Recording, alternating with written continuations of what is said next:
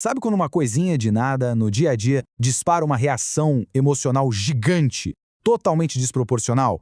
Pois é, hoje a gente vai mergulhar fundo para entender por que isso acontece, explorando uma ideia chamada regressão psicológica.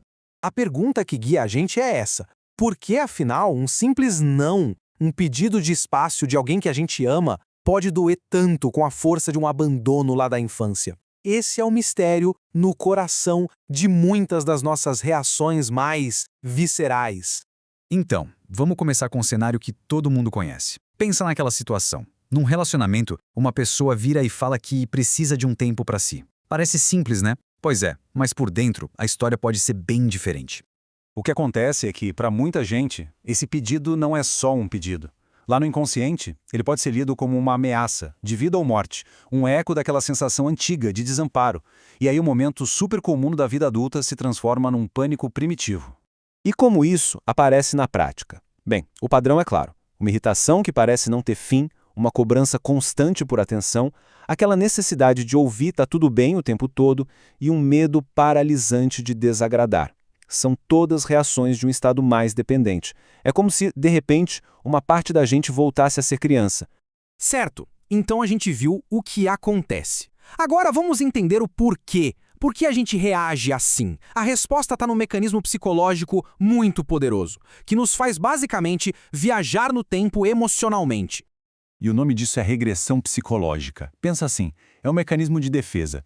Quando a pressão do presente fica insuportável, a nossa mente, sem que a gente perceba, dá um passo para trás. Ela volta para um jeito de funcionar mais antigo, mais infantil, numa tentativa de se proteger da dor.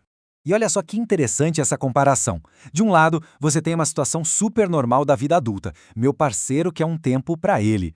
Mas olha como isso bate lá dentro, como uma ameaça direta à segurança emocional. E faz todo sentido, né? Para uma criança, a ausência de um cuidador é um perigo real. A regressão faz um adulto sentir esse mesmo pânico. Para a gente deixar isso ainda mais concreto, vamos pegar um exemplo que é muito poderoso e super comum que as fontes trazem com muita força: a nossa relação com a comida. A compulsão por comer, em muitos casos, não tem nada a ver com o estômago. Tem a ver com a alma.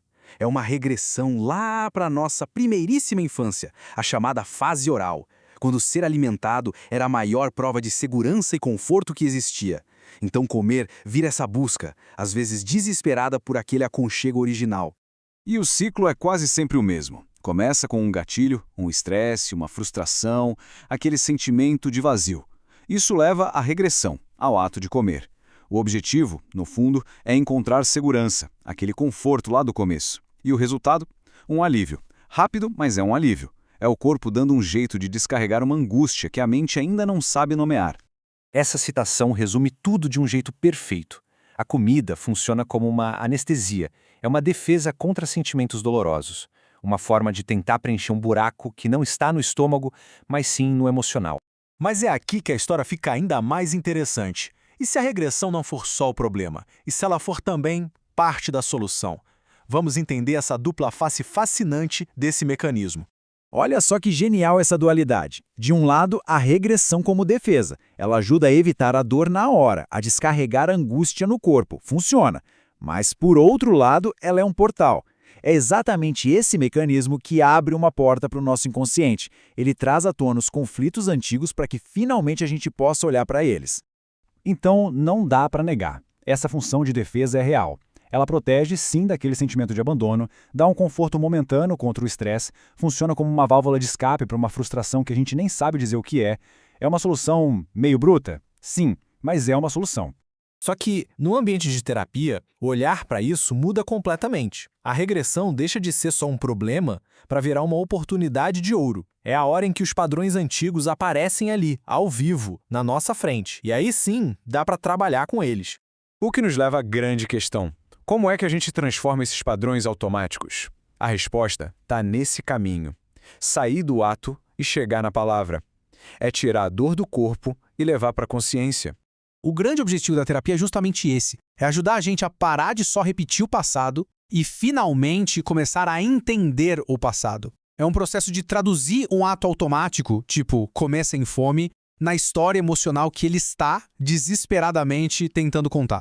Por quê? Sem esse trabalho de elaboração, a gente fica preso nisso aí. na repetição. É reviver a mesma dor, o mesmo medo, a mesma reação infantil, de novo e de novo e de novo, sem a menor ideia do porquê. É como ser ator numa peça de teatro que tem sempre o mesmo roteiro e o mesmo final trágico. Já a elaboração é a chance de sair desse ciclo. É quando a gente consegue finalmente dar nome aos bois, dar um sentido para aquilo que antes era só uma reação no piloto automático. Quando a gente consegue colocar a dor em palavras, a gente abre espaço para criar novas respostas, para escrever finais diferentes para essas histórias antigas. E no final das contas, o grande ganho dessa jornada toda é este: clareza. É a capacidade de olhar para uma situação hoje e pensar, opa, calma aí, essa emoção gigante que eu estou sentindo, uma parte dela é sobre agora, mas a maior parte é um eco lá de trás. Conseguir fazer essa separação?